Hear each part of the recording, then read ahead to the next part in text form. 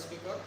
Okay, introduction में हम लोग पहले पढ़ा चुके थे समाज मनोविज्ञान संक्षिप्त इतिहास जा रहे हैं, जिसमें चैप्टर है उसका part scope of social psychology. Okay, सामाजिक परिस्थिति में किए जाने वाले, और मैं लिख लीजिए समाज मनोविज्ञान का कार्य क्षेत्र लिख चुके हैं। ओके, अब सिर्फ समझने का पहले कोशिश कीजिए, फिर बाद में पॉइंट वगैरह बनाइएगा।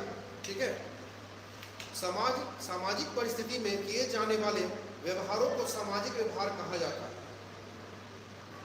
सामाजिक परिस्थिति में किए जाने वाले व्यवहारों को सामाजिक व्यवहार किया जाता है, यानी कि सोशल बिहेवियर किया जाता है। जैसे आप लोग समाज में रहते हैं, अगर तो समाज में रहते हैं एक दूसरे को एक सामाजिक व्यवहारता से कोई भी काम करते हैं, है कि नहीं? सामाजिक भावना से कोई वर्क करते हैं, है कि नहीं? रिस्पेक्ट से कोई भी काम करते हैं, है कि नहीं? तो यहाँ कहा गया है इस सामाजिक परिस्थिति में किए जाने वाले व्यवहारों को सामाजिक व्यवहार कहा जाता है।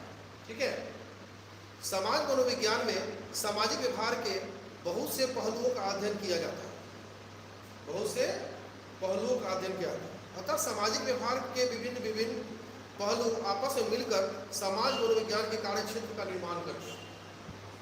इसमें बहुत सारे पहलू, भिन्न जितने भी पहलू है, एक साथ मिलकर एक सामाजिक कार्य क्षेत्र का मनोविज्ञान का निर्माण करते हैं। सामाजिक व्यवहार के प्रमुख ऐसे पहलुओं की जो आधुनिक समाज मनोविज्ञान के मुख्य कार्य क्षेत्र है। ठीक है, व्यवहार इस प्रकार से की जा सकती है, जैसे है पहले की एटीट्यूड, हिंदी में कहेंगे मनोवृत्ति। एटीट्यूड से आप लोग पहले परिचित है, भाई अंग्रेजी शब्द आजकल बहुत सारा आ रहा है सामने में, एटीट्यूड। ठीक है, अल्पोर्ट के अनुसार, अल्पोर्ट 1968 के अनुसार सामाजिक मनोविज्ञान के कार्य क्षेत्र का एक प्रमुख अंग है।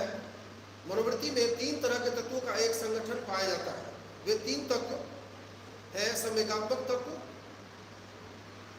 व्यवहारपरक तत्व तथा संज्ञानात्मक तत्व। इन तत्वों को मिलाकर मनोवृत्ति का कहा जाता है। समाज मनोविज्ञान में मनोवृत्ति के इन पहलुओं पर सबसे अधिक बल डाला जा सकता है। वो 3 पहलू है। मनोवृत्ति में परिवर्तन पहला पहलू है, दूसरा है मनोवृत्ति का निर्माण तथा मनोवृत्ति का मापन।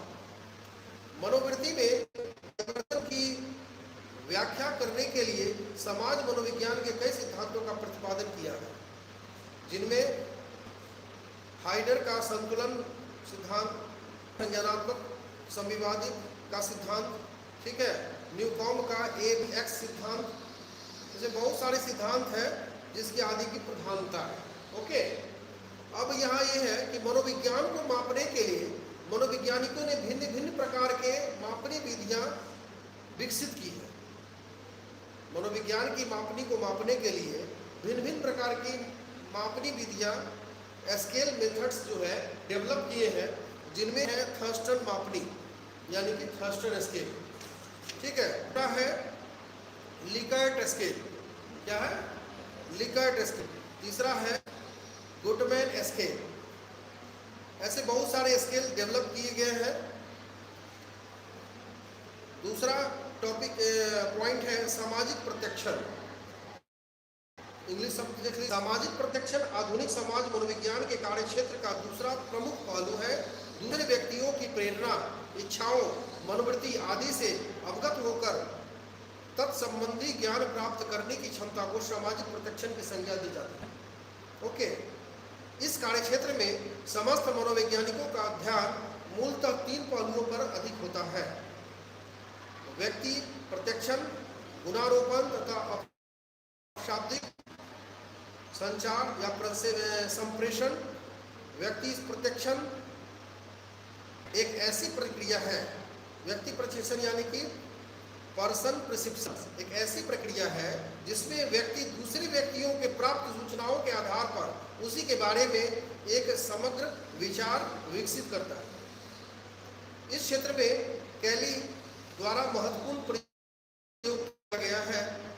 एंडरसन ने योगात्मक मॉडल का औसतन मॉडल का प्रतिपादन कर व्यक्तिगत प्रत्यक्षण के स्वरूप की यथोचित व्याख्या की है।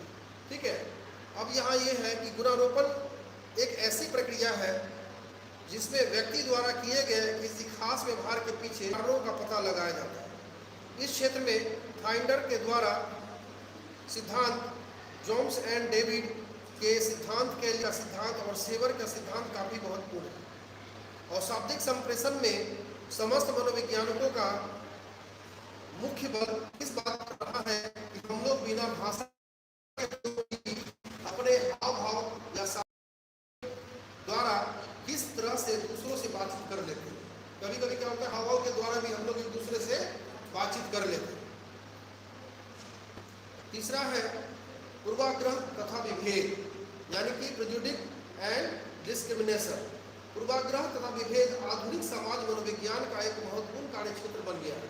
क्या बन गया है? बहुत ही महत्वपूर्ण कार्यक्षेत्र बन गया है। पूर्वाग्रह एक ऐसी मनोवृत्ति है, यानी कि एटीट्यूड एक ऐसी मनोवृत्ति है जो किसी वस्तु या व्यक्ति के प्रति प्रतिकूल या अनुकूल विचारों पर आधारित होती है। प्रतिकूल या अनुकूल वृत्ति का होता है। जैसे भारत में उच्च जाति के लोग पूर्वाग्रह अनुसूचित जाति के लोगों के प्रति प्रायः प्रतिकूल विचारों पर आधारित होती है। यह ऋणात्मक पूर्वाग्रह का उदाहरण है। प्रायः नवयुवक एवं नवयुवतियों की पूर्वाग्रह फिल्मी जगत के सितारों के प्रति अनुकूल विचारों पर आधारित होती है। यह धनात्मक पूर्वाग्रह का उदाहरण है। अब चौथा है अंतर व्यक्तित्व आकर्षण। क्या है? अंतर व्यक्तित्व आकर्षण, इंटरपर्सनल एट्रैक्शन। एट्रैक्शन जानते हैं, आकर्षण होता है, एक दूसरे के प्रति खिंचाव, है ना। अंतर व्यक्तित्व आकर्षण के आधुनिक समाज मनोवैज्ञानिक का एक महत्वपूर्ण कार्यक्षेत्र रहा है। क्या रहा है? मनोवैज्ञानिक का एक महत्वपूर्ण कार्यक्षेत्र रहा है।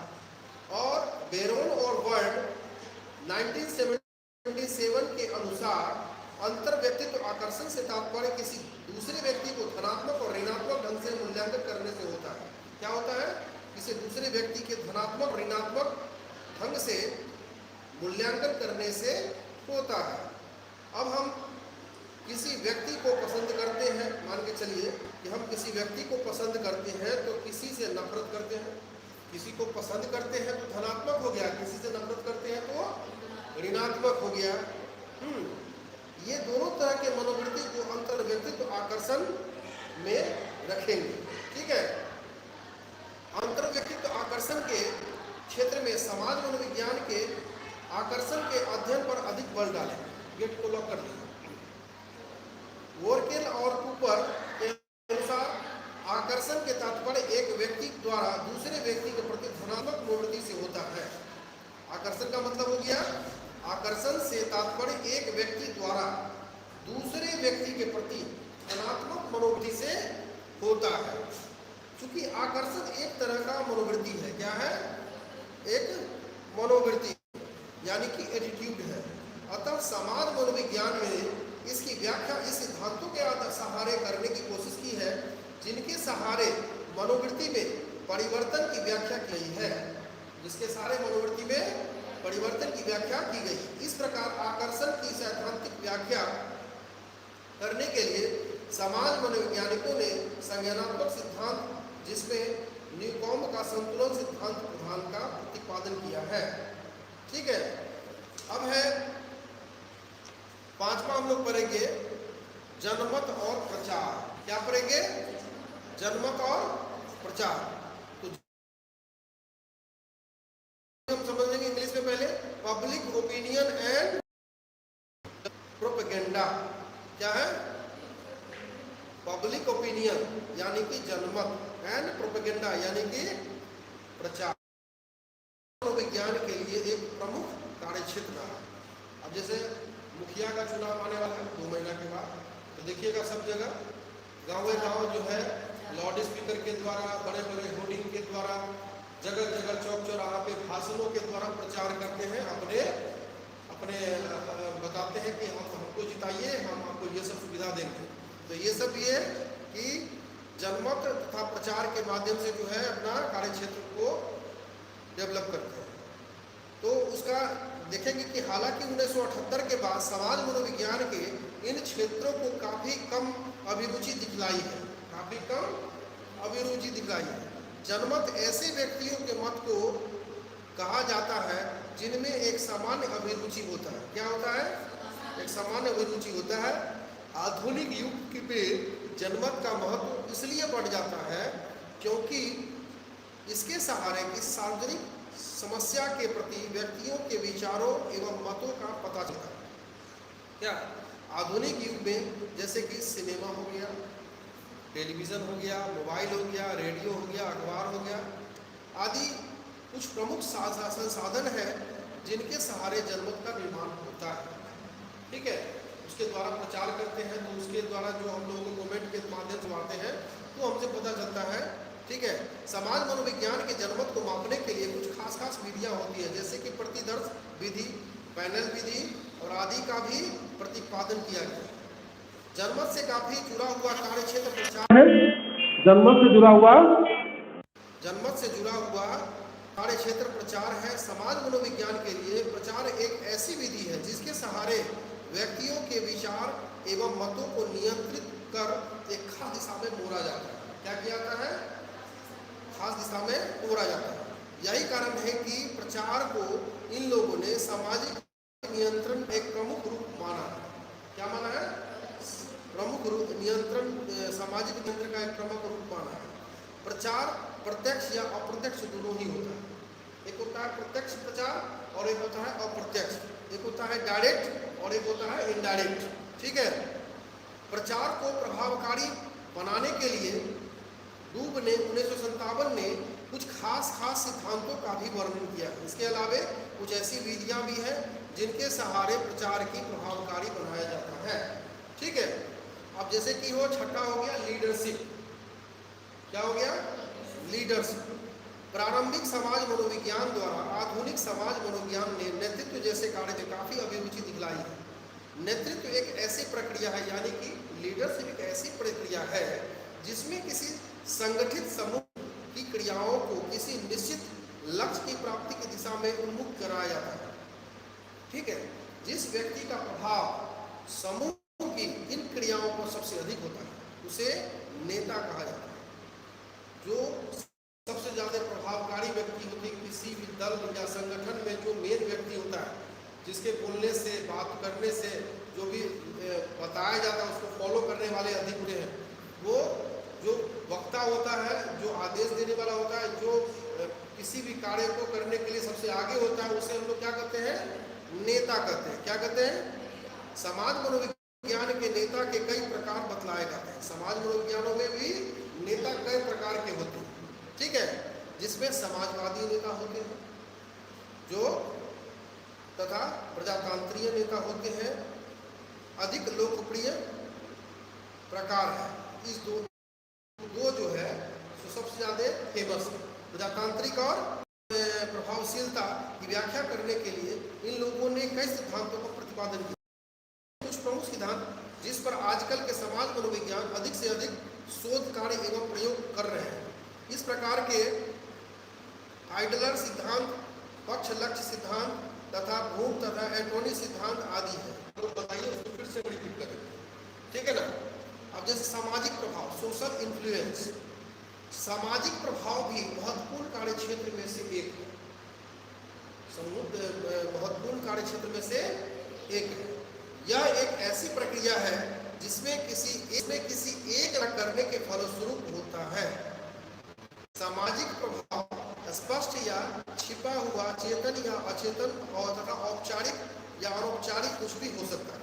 आधुनिक समाज मनोविज्ञान में इसमें के समरूपता में सामाजिक प्रभाव प्रत्यक्ष होता है। क्या होता है? सामाजिक प्रभाव प्रत्यक्ष होता है। यहाँ किसी भी व्यक्ति का व्यवहार सामाजिक मानकों द्वारा सीधे प्रभावित होता है। जैसे जब छात्र कॉलेजों में प्रथम बार प्रवेश करते हैं, जब कोई छात्र कॉलेज में प्रथम बार प्रवेश करते हैं तो उनका व्यवहार अपने वरिष्ठ छात्रों के द्वारा काफी प्रभावित होता है। जैसे आप पार्ट 1 में आए हैं, सीनियर से प्रभावित होते हैं। ठीक है, उनका व्यवहार अपने वरिष्ठ छात्रों के व्यवहार व्यवहार को, अपने व्यवहारों के समरूप बनाने को कोशिश करते हैं। इस तरह की समरूपता की व्याख्या फेस्टिंगर्स ने एक विशेष सिद्धांत, जिसे सामाजिक तुलना सिद्धांत कहा जाता है, द्वारा के अनुपालन में सामाजिक प्रभाव तुलना रूप से और भी अधिक प्रत्यक्ष होता है। इस प्रक्रिया में एक व्यक्ति दूसरे व्यक्ति को एक खास ढंग से व्यवहार करने को अनुरोध करता है। जैसे यदि एक दोस्त दूसरे दोस्त से किसी विशेष पाठ्य पुस्तक देने का अनुरोध कर उम्मीद से करता है तो वह उसे दे देगा, तो यह अनुपालन का उदाहरण होगा। क्या होगा? जैसे आप अपने एक मित्र से कोई बुक की मांग करेंगे, अनुरोध करेंगे अच्छे तरीके से, तो वो जब आपको बुक दे देंगे तो उसे क्या कहेंगे? अनुपालन कहेंगे। क्या करेंगे? कॉम्प्लियंस का उदाहरण होगा। अब जैसे होमांस ने कहे हैं 1961 में, उन्होंने अपना ये कुछ थॉट दिया है कि अनुपालन की व्याख्या करने के लिए समता सिद्धांत यानी कि इक्विटी थ्योरी का प्रतिपादन किया है। अन्य कई मनोवैज्ञानिकों द्वारा इस सामाजिक प्रभाव सबसे प्रत्यक्ष और तीव्र होते हैं। क्या होता है? आज्ञा का सीधे आदेश, मतलब कि आज्ञाकारी, यानी कि आज्ञाकारी में सामाजिक प्रभाव सबसे प्रत्यक्ष एवं तीव्र होते हैं। अब जैसे कि इस प्रकार का अनुपालन का संबंध सीधे आदेश होता है। अब जैसे कोई ट्रैफिक पुलिस जब किसी व्यक्ति को अपनी कार एक विशेष जगह ही लगाने का आदेश देता है, कोई ट्रैफिक पुलिस जो है, आप गाड़ी मिरर लेकर आपको बोला कि नहीं, आपको यहाँ पे नहीं, आपको वहीं पे ही लगाना पड़ेगा, तो एक आज्ञाकारी एक तरह से ऑर्डर ही देना हुआ। क्या हुआ? आदेश ही देना हुआ। तो उसे हम भी उम्मीद होती है कि वह व्यक्ति के आदेश का पालन करे। ऐसे ही समाज मनोविज्ञान ने आज्ञाकारी की संज्ञा दी है। इस क्षेत्र के मिलग्राम 1965 में भी द्वारा किया गया प्रयोगात्मक काफी सराहनीय रहा। अब 8वां है पॉइंट, परोपकारी आक्रमणशीलता, सहयोग एवं प्रतिद्वंदता। क्या है? परोपकारी आक्रमणशीलता, सहयोग एवं प्रतिद्वंदता। इसमें क्या है? आधुनिक समाज मनोविज्ञान के लिए परोपकारी आक्रमणशीलता, सहयोग एवं प्रतिद्वंदता प्रमुख कार्यक्षेत्र बन गया है। परोपकारिता एक ऐसा सामाजिक व्यवहार है जिसमें एक व्यक्ति दूसरे व्यक्ति की सहायता बिना किसी प्रकार के लाभ के उम्मीद पे ही करता है। अब जैसे यहाँ तो टॉपिक क्या बताए? परोपकारी आक्रमणशीलता, सहयोग एवं प्रतिबद्धता। इसमें क्या बताया? जिसमें एक व्यक्ति दूसरे व्यक्ति की सहायता बिना किसी लाभ की उम्मीद को ही करता है। ठीक है, उसको क्या कहेंगे? परोपकारी। परोपकार वाला काम कर रहा है भाई, बिना अपने कोई लाभ के ही इतने लोगों को, भूखे लोगों को भोजन कराता है, तो परोपकारिता में वर्ग होता है। ठीक है ना? जैसे केली तथा वर्ण के अध्ययन के अनुसार परोपकारिता का गुण वैसे व्यक्तियों से अधिक पाया जाता है जिन्हें बचपन से ही इस ढंग के व्यवहार करने के लिए प्रेरित किया गया। इसमें कैली और वर्म ने बतलाया है कि ऐसे व्यक्ति, इस टाइप के वर्क वही लोग करते हैं जिनको बचपन में इस तरह से सिखाया जाता है। बचपन में भी आपके माँ बाप उसे सिखाएंगे पॉजिटिविटी के साथ गलत नहीं करो, किसी को मदद करने का कोशिश करो, कोई भूखा है तो उसे खिला दो। ये सब मेंटलिटी अगर बचपन में ही आपको डाला जाएगा तो बड़े में ये सब मेंटलिटी अधिक ऐसे व्यक्तियों में देखा जाता है। ठीक है, किनके अनुसार? कैली और बर्न के अनुसार। और मेसर्स के अनुसार क्या है? आक्रामकशीलता एक ऐसी शारीरिक या शाब्दिक व्यवहार है जिसे एक व्यक्ति दूसरे व्यक्ति को हानि या आघात पहुंचाने की कोशिश करता है। अब जैसे किसी के माता पिता हरदम झगड़ते रहते हैं पड़ोसियों से, तो उसके बच्चे क्या सीखेंगे? किसी को परोपकार करना थोड़े ना सीखेंगे। वो भी तो देखेंगे ओ मेरे बाबूजी से उतना झगड़ रहे हैं, हम ऐसा मारपीट करेंगे कि गोलियां मार देंगे। तो क्या होता है? आक्रामकता प्रवृत्ति सीखते हैं। इसलिए कहते हैं बच्चे माता पिता के फोटोकॉपी होते हैं। क्या होते हैं? फोटोकॉपी होते हैं। आप जैसा कीजिएगा वैसे बच्चे भी करेंगे। इसलिए कभी भी अभी से ही ध्यान रखिए, ठीक है, अपने व्यवहार पे पॉजिटिव भावना को डेवलप करने की कोशिश कीजिए। अब बेरोन और बर्न ने क्या कहा है 1977 में कि आक्रमणशीलता के मुख्य 3 कारण बतलाए गए हैं। अब देखिए यहाँ पे कौन पट्टी सब खुल जाएगा। पहला कारण यह है कि व्यक्तियों में ऐसा व्यवहार करने की एक जन्मजात प्रवृत्ति होती है। क्या होता है? जन्मजात प्रवृत्ति, जन्मे से ही ऐसे बोलता है ना घर परिवार में, है ना, कि इसके किसी के माँ बाबूजी बहुत अच्छे होते हैं, कोई जन्मजात बच्चा बदमाश निकल ही जाता है ना, तो जन्मजात होती है। दूसरा कारण पर्यावरण से भी संबंधित होता है।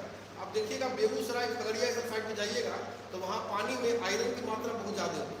वहाँ का बोली बड़ा टेढ़ा होता है, रे केने गेले रे कहाँ गेले।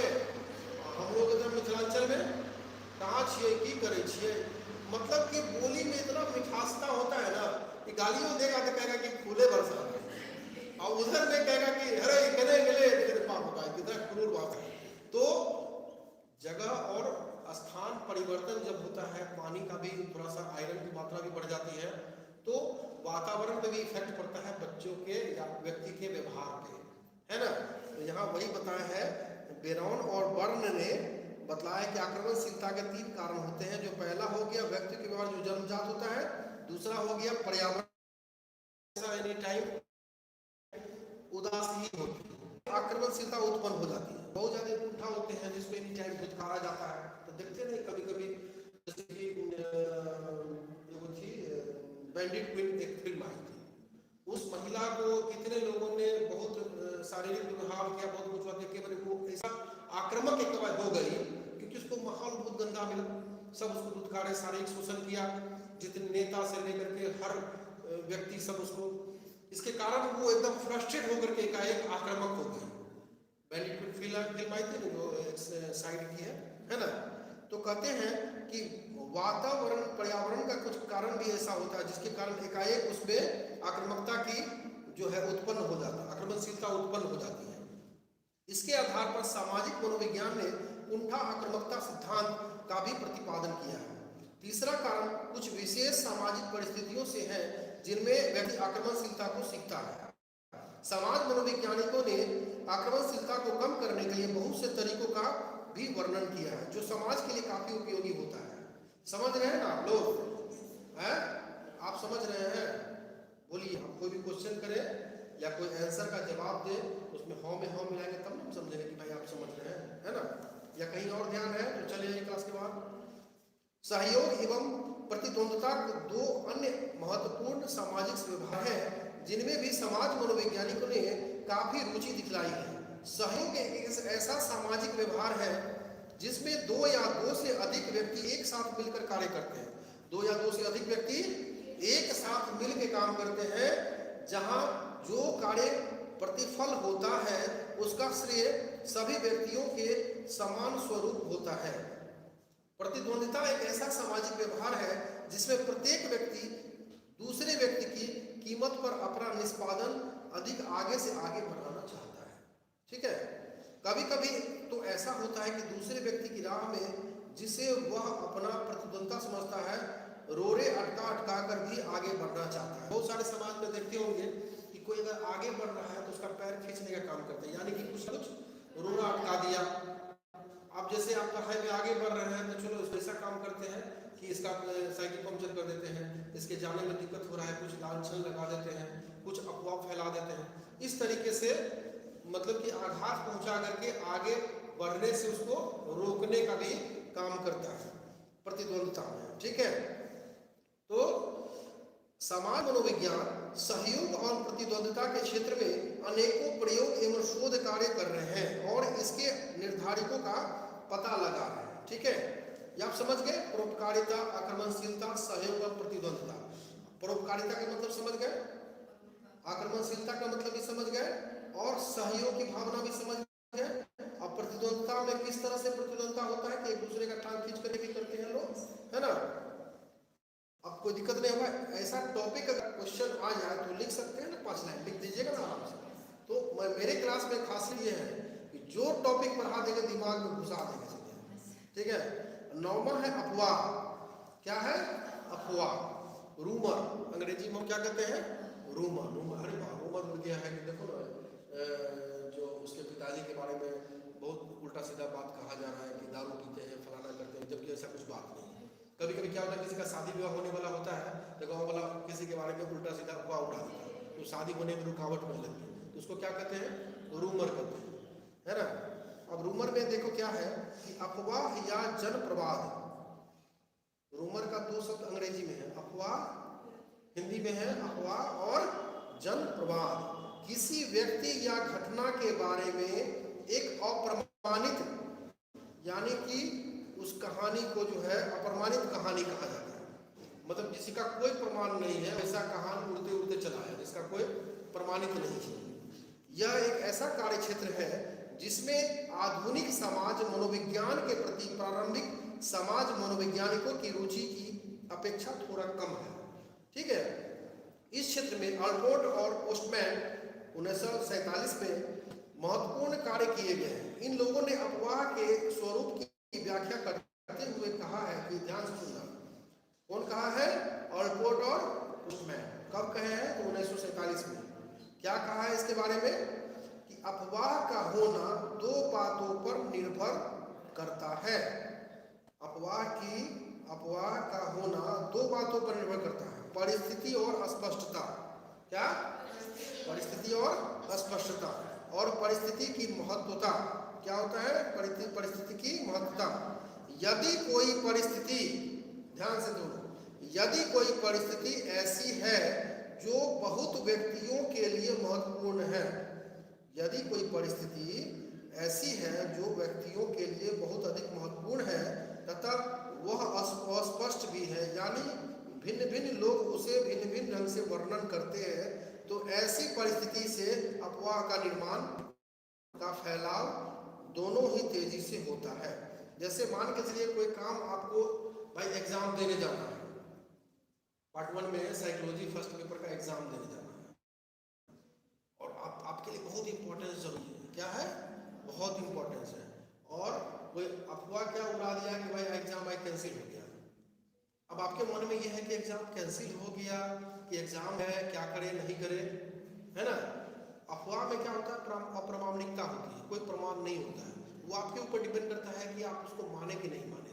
मानते हैं, अगर वो फॉल्स निकल गया तो आपको नुकसान हो जाएगा, है ना। तो ये होता है कि इसका भिन्न भिन्न तरह के भिन्न भिन्न ढंग से वर्णन होते हैं। ऐसी परिस्थिति के उससे अफवाह का निर्माण होता है। क्या होता है, अफवाह का निर्माण।